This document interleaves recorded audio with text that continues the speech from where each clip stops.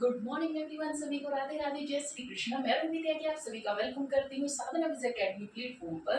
आज हम देखेंगे आज की करंट अफेयर में क्या होगा खास, क्या क्या हमारी करंट अफेयर में इम्पोर्टेंट है। तो बिना टाइम वेस्ट हुए देखते हैं हमारी करंट अफेयर में आज क्या क्या खास है। तो हमारी पहली न्यूज है, द्विपक्षीय संबंधों को मजबूत करने के लिए भारत में कौन से देश के राष्ट्रपति आएंगे। तो कहाँ के आएंगे, ये आएंगे चिली के राष्ट्रपति। कहाँ के, चिली के राष्ट्रपति आएंगे। ये कौन है, ये है गैब्रियल बोरिक। कौन है, गैब्रियल बोरिक आएंगे। और ये कब से कब तक होगी, 1 से लेकर 5 अप्रैल तक ये आयोजित किया होगी। कब क्या होगी, आयोजित होगी। कहाँ पर होगी, ये होगी भारत में। कहाँ पर, भारत में। नेक्स्ट न्यूज है हमारी, भारत में जॉर्डन के अम्मान में आयोजित सीनियर एशियाई कुश्ती चैंपियनशिप। कौन सी है, सीनियर एशियाई कुश्ती चैंपियनशिप 2025 में कितने पदक जीते हैं।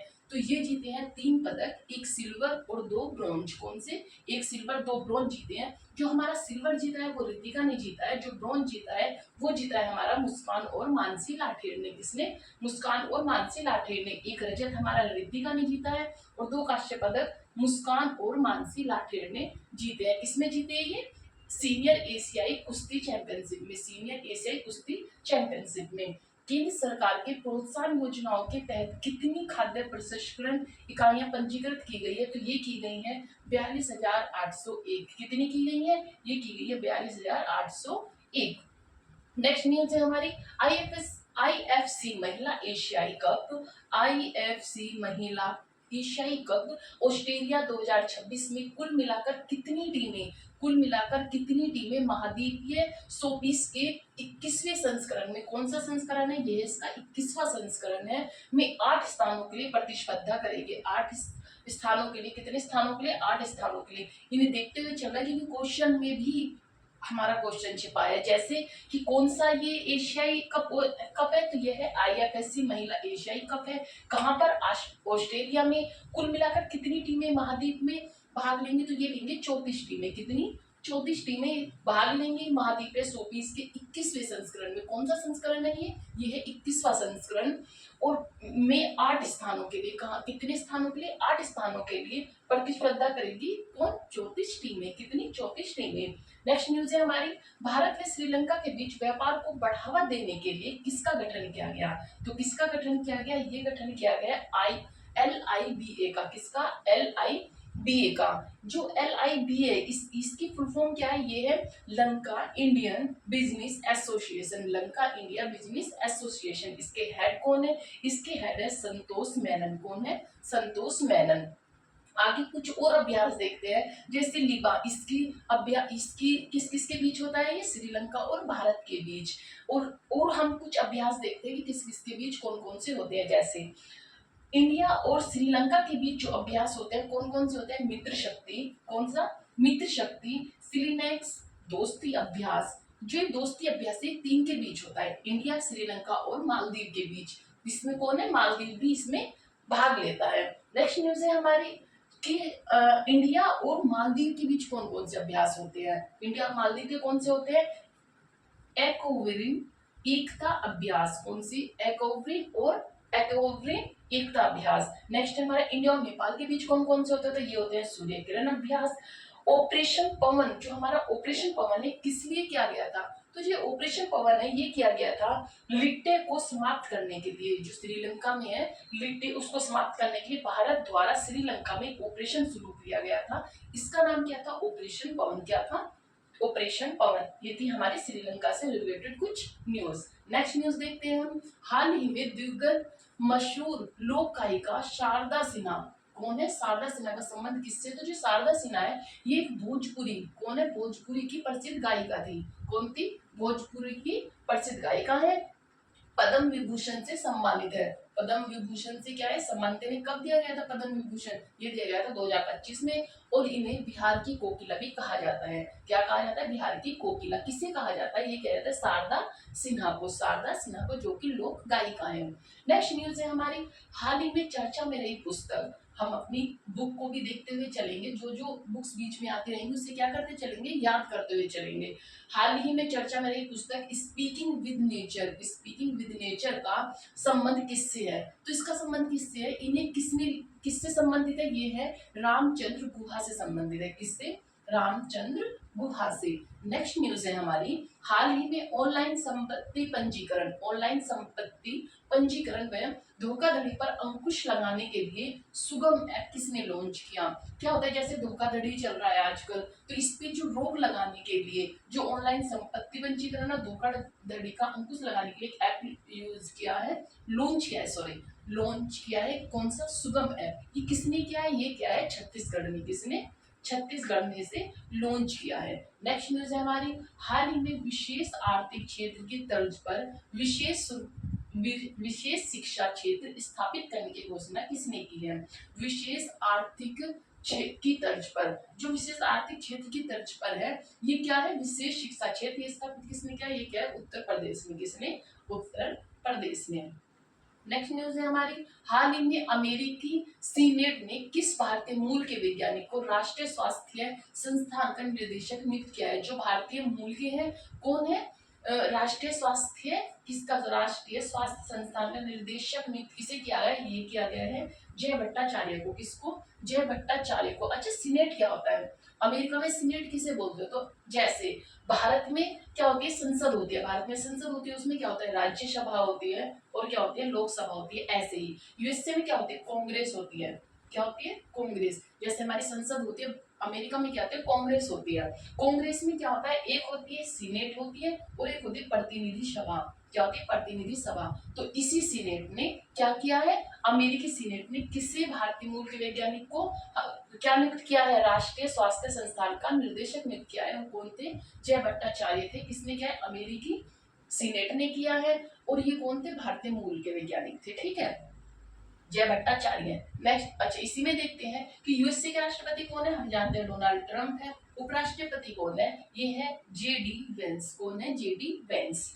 जो एफबीआई है, एफबीआई जैसे हमारे सीबीआई होती है, ऐसे वहां पे क्या होता है? एफबीआई। एफबीआई के हेड कौन है? वो है काश पटेल। कौन है? काश पटेल। और जो आईबी हेड है, जो इंटेलिजेंट ब्यूरो हेड है, वो कौन है? तुलसी गैबार्ड। कौन से? तुलसी गैबार्ड। नेक्स्ट देखते हैं हम, राजीव गोबा। जो राजीव गोबा ही कौन है? ये नीति आयोग के पूर्वकालिक सदस्य बने हैं। पूर्व कैबिनेट सचिव। कहाँ के? भारत के। जो नीति आयोग के पूर्वकालिक सदस्य थे, ये क्या बने हैं? ये कौन बने? ये बने हैं अध्यक्ष बने हैं। सॉरी, जो नीति आयोग के पूर्वकालिक सदस्य हैं, ये क्या बने हैं? 1 अप्रैल को 2015 में सहकारी संघवाद उपाध्यक्ष। एक मिनट माफी चाहेंगे। ओके, जो ये राजीव गोबा है, ये नीति आयोग के पूर्वकालिक सदस्य बने हैं। ठीक है, और ये पहले क्या थे? राजीव गोबा पहले हमारे पूर्व कैबिनेट सचिव थे। कौन थे? पूर्व कैबिनेट सचिव थे। जो नीति आयोग के अध्यक्ष होते हैं, वो कौन होते हैं? नीति आयोग के अध्यक्ष होते हैं पीएम। जो हमारे प्रधानमंत्री होते हैं, वो नीति आयोग के अध्यक्ष होते हैं। और ये कि नीति आयोग का गठन कब हुआ था? नीति आयोग का गठन हुआ था 1 अप्रैल 2015 में। कब? 2015 में। और ये इसका काम क्या है? इसका काम है सहकारी संघवाद। क्या है? सहकारी संघवाद पर काम करना इसका क्या है? वर्क है। अच्छा, ये जो नीति आयोग के उपाध्यक्ष है, वो कौन है? नीति आयोग के उपाध्यक्ष है सुमन बेरी। और जिसके सीईओ है वो कौन है? B R Subrahmanyam. कौन है? B R Subrahmanyam. और कैबिनेट सचिव, जो हमारे कैबिनेट सचिव, अभी मैंने लास्ट टाइम पढ़ाया था कि कैबिनेट सचिव कौन नियुक्त हुए हैं, तो वो हुए टी सोमनाथन। कौन हुए? टी सोमनाथन, नीति आयोग के। नेक्स्ट न्यूज है हमारी, हाल ही में न्यूट्रिनो का अध्ययन करने के लिए चर्चा में रहे जूनो वेधशाला का संबंध किससे? ये भी मैंने आपको पहले बताया था। किससे है? इसका है चाइना से। क्या है? चाइना से। किसके ऊपर है ये? न्यूट्रिनो का अध्ययन करने के लिए वेधशाला बनाई गई है, जो कि जूनो वेधशाला है। ये कहाँ पर? चाइना में बनाई गई है। आप इसका स्क्रीनशॉट लीजिए, फिर जाते हैं हम अपनी नेक्स्ट न्यूज पर।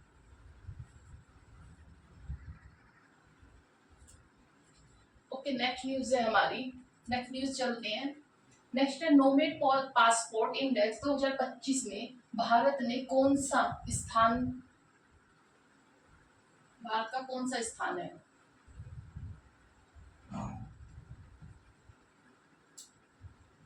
ये है 148 स्थान। कौन सा है? 148 mode. Connection successful. नोवेड पासपोर्ट इंडेक्स 2025 में भारत का कौन सा स्थान है? तो ये है 148th प्लेस पर। कितने पर? इसका स्थान है 148वां। कौन सा स्थान है? 148वां। अच्छा, जो नोवेड पासपोर्ट इंडेक्स है इसमें जो टॉप पर है वो है आयरलैंड। कौन है टॉप पर? आयरलैंड। और जो लास्ट में है वो लास्ट में है अफगानिस्तान। कौन है लास्ट में? अफगानिस्तान है। अफगानिस्तान का कौन सा स्थान है? वो है 199वां। कौन सा? 199th स्थान है नोमेड पासपोर्ट इंडेक्स में। जो इसका बेस है वो आधार क्या है इसका? इसका आधार है पासपोर्ट फ्री एंट्री। कहाँ कहाँ पर पासपोर्ट जो फ्री एंट्री होती है, वीजा फ्री एंट्री। जो वीजा फ्री एंट्री इसके हमारे जीवन में क्या क्या बेनिफिट है, तो उन चीजों के लिए क्या बनाया गया है? ये है नोवेड पासपोर्ट इंडेक्स। इसमें 148 स्थान पर भारत है, जो इसका आधार है वीजा फ्री एंट्री है। नेक्स्ट न्यूज है हमारी, ग्लोबल फायर पावर इंडेक्स 2025 में भारत का कौन सा स्थान है? जो ग्लोबल फायर इंडेक्स है उसमें भारत का कौन सा स्थान है? 4th स्थान है। कौन सा है? 4th स्थान है। और ये किस बेस, इसमें कौन भाग लेता है? आर्मी। कौन है? Army. Global fire power index. और इसी में हम कुछ और सूचकांक देखते हैं, जैसे कि भ्रष्टाचार धारणा सूचकांक में कौन सा स्थान है भारत का? 96 स्थान है। विश्व खुशहाली रैंकिंग इंडेक्स में 188 स्थान है। नेक्स्ट है हमारी न्यूज। अच्छा, हम देखेंगे जब जैसे कि कुछ देशों में क्या है, हम जैसे भारत है, भारत किसी देश में जाएगा तो कुछ देशों में ऐसा है कि वहां पे हमें वीजा की जरूरत नहीं होती, हमारे बिना वीजा ही हम वहां जा सकते हैं। लेकिन कुछ में क्या होता है, जैसे अमेरिका है, वहां पे क्या है, स्ट्रिक्ट वो है कि बिना वीजा के वो एंट्री ही नहीं कर सकते। तो कुछ देशों में है जहाँ पे हम वीजा फ्री एंट्री भी कर सकते हैं। नेक्स्ट है हमारा, हाल ही में विश्व स्वास्थ्य दिवस 2025 कब मनाया जाता है? तो जो हमारा विश्व स्वास्थ्य दिवस है वो 7 अप्रैल को मनाया जाता है। और 7 अप्रैल को क्यों मनाया जाता है? क्योंकि जो WHO है उसकी 7 अप्रैल 1948 में 7 अप्रैल 1948 में इसकी स्थापना हुई थी। इसीलिए 7 अप्रैल को विश्व स्वास्थ्य दिवस बनाया जाता है। जो इसका हेडक्वार्टर है WHO का वो है जिनेवा, स्विट्जरलैंड में। कहाँ पे? जिनेवा, स्विट्जरलैंड में। जो 2025 की थीम है वो क्या है हमारी? स्वस्थ शुरुआत आशावादी भविष्य। स्वस्थ शुरुआत आशावादी भविष्य। जो भारत में मातृ मृत्यु दर है, मातृ मृत्यु दर, जैसे कि बच्चा होने के कारण माँ की मृत्यु हो जाना, तो वो हमारे इस देश में कितना है? इसे MMR बोलते हैं। 97 में। कितना है? 97। ये कैसे निकाल जाती है? 1 लाख जीवित बच्चों पर माँ की मृत्यु दर क्या है वो निकाली जाती है। तो वो कितनी? 1 लाख पर हमारी कितनी है? 97। 7 अप्रैल को ही और कौन सा वो बनाया, जो 7 अप्रैल है इस पर आयुष मंत्रालय ने, किसने? आयुष मंत्रालय ने कलिंगा स्टेडियम में, कहाँ पर? कलिंगा स्टेडियम में योग महोत्सव की शुरुआत की है।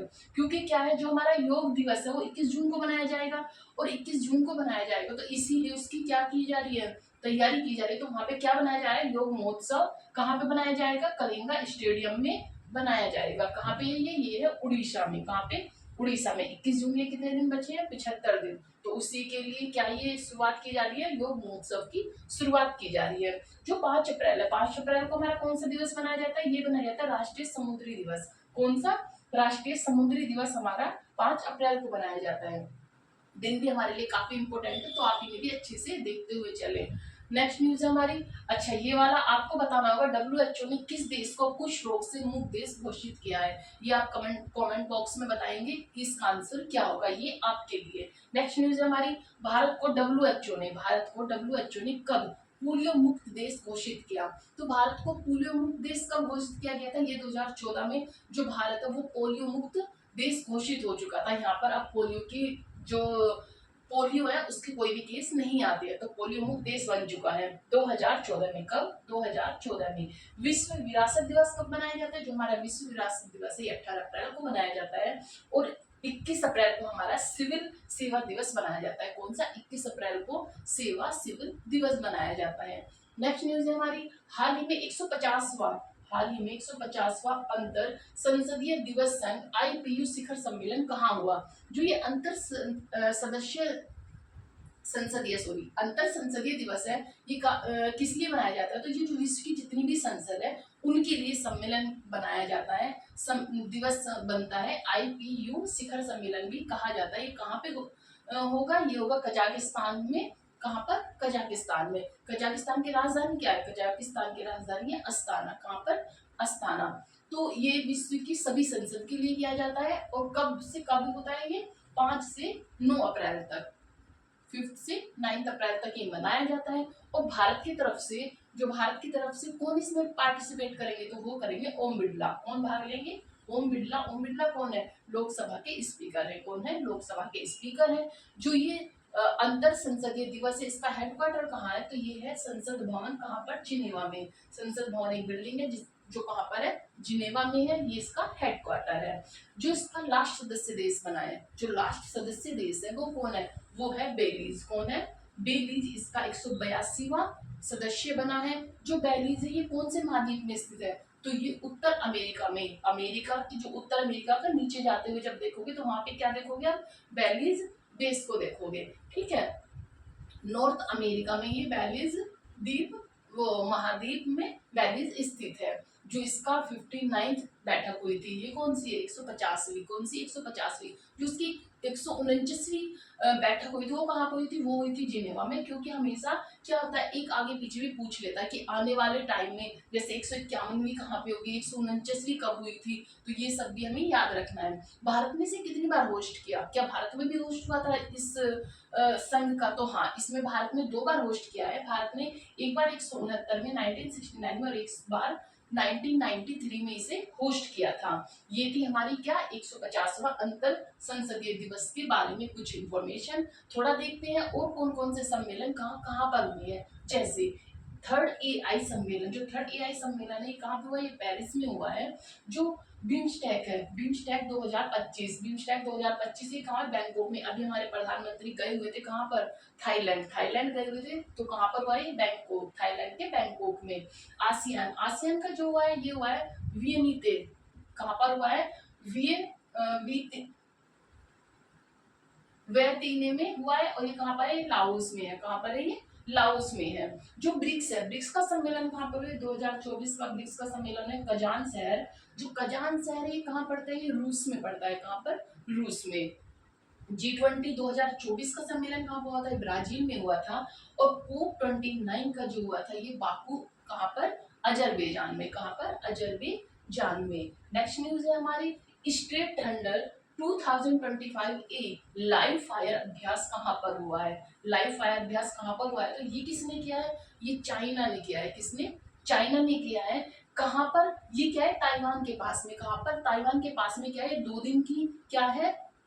2 दिन का ये अभ्यास है। और जो ताइवान है ये कहाँ पर स्थित है? जो ये ताइवान है ये है फार नॉर्थ द्वीप के ऊपर है। फार नॉर्थ द्वीप के ऊपर है। ठीक है। जो ये हो रहा है ये कहाँ पर है? दक्षिण सागर, दक्षिण चाइना सागर में हो रहा है। और जो वहाँ पे 9 डैश लाइन है उस पर क्या बोलता है चाइना की इस पे मेरा अधिकार है, उस पर वो अपना अधिकार जताता है। इसलिए क्या हो रहा है? वहाँ पे ये अभ्यास हो रहा है। इसका उद्देश्य क्या है? इसका उद्देश्य है बंदरगाह और ऊर्जा स्थल को टारगेट करना। क्या है? जो आसपास के बंदरगाह है और ऊर्जा है वहाँ पे टारगेट, उससे स्थल को टारगेट कर रहा है।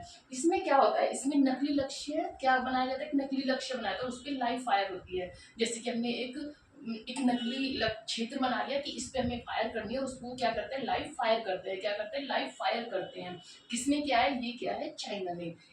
और कुछ हम अभ्यास देते हैं जैसे पासेक्स। पासेक्स अभ्यास कहाँ पर है? ये है हमारा भारत और न्यूजीलैंड के बीच में। और भारत की तरफ से आईएनएस, क्या है? आईएनएस तरकस इसे क्या करता है?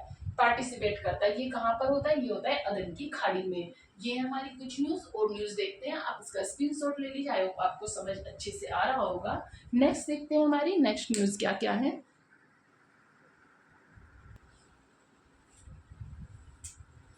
ओके जी, नेक्स्ट न्यूज पे चलते हैं। नेक्स्ट न्यूज होगी हमारी, नेक्स्ट न्यूज है हमारी गुजरात पुलिस ने भगोड़ों के ट्रैक करने और लापता बच्चों को खोजने के लिए कौन सा कार्यक्रम लॉन्च किया है? तो ये लॉन्च किया है जीपी दृष्टि। क्या है? जीपी दृष्टि। अच्छा, इसमें कैसे है? जैसे ये कि लापता बच्चे हो जाते हैं और वो पाते नहीं है या फिर खो जाने की वजह से, तो हम क्या किया है? इन्होंने एक ऐप लॉन्च किया है। क्या किया है? एक ऐप लॉन्च किया है जिससे क्या होगा? गुजरात पुलिस क्या पता करेगी भगोड़ों का ट्रैक जो कि भाग जाते हैं, जैसे कि लोन वगैरह लेकर भाग गए तो इसीलिए क्या क्या है, जैसे कि भगोड़ों को ट्रैक करने, लापता बच्चों को खोजने के लिए, तो ये ऐप कार्यक्रम क्या क्या है, लॉन्च किया है, कार्यक्रम लॉन्च किया है। तो ये क्या है, जीपी दृष्टि। नेक्स्ट है हमारी, किसने मिथाथल तथा तिग्राना हड़प्पा स्थलों को संरक्षित पुरातात्विक स्मारक घोषित किया है। तो ये क्या है, किसने, हरियाणा राज्य ने। किसने किया है, हरियाणा राज्य ने क्या किया है कि जो मिथाथल है, मिथाथल और तिग्राना हड़प्पा स्थलें हैं, इन्हें क्या किया है, संरक्षित करने के लिए पुरातात्विक स्मारक घोषित कर दिया है, इन्हें घोषित कर दिया हरियाणा राज्य ने। नेक्स्ट, केंद्र सरकार ने किस यात्रा को अमूर्त सांस्कृतिक विरासत की राष्ट्रीय सूची में शामिल किया है। तो अमूर्त जो हमारे सांस्कृतिक विरासत है, उसमें किस किस को वो क्या है, शामिल किया है। तो ये क्या है, पुरी की जगन्नाथ यात्रा, कटक की बाली यात्रा को, किसको, पुरी की जगन्नाथ यात्रा, कटक की बाली यात्रा। यूके के फ्रेड टोरिंगटन, क्या है, टोरिंगटन सैंड मास्टर पुरस्कार पाने वाले पहले भारतीय कौन बने, ये बने सुदर्शन पटनायक। कौन बने, सुदर्शन पटनायक। हाल ही में किसने भारत के साथ के9 होवित्जर, क्या है, होवित्जर तोपों की आपूर्ति के लिए समझौता किया है। तो ये क्या है, दक्षिण कोरिया के हनवा एरोस्पेस ने, हनवा एरोस्पेस ने।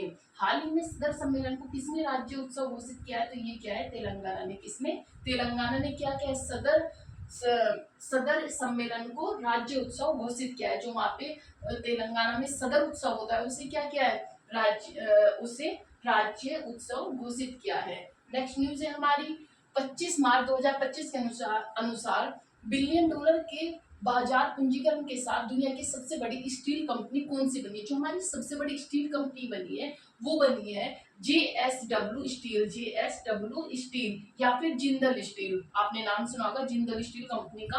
वो क्या बनी है, वो भारत की नंबर 1, कौन सी, नंबर 1 बिलियन डॉलर बनी है। क्या बनी है, बिलियन डॉलर बनी है।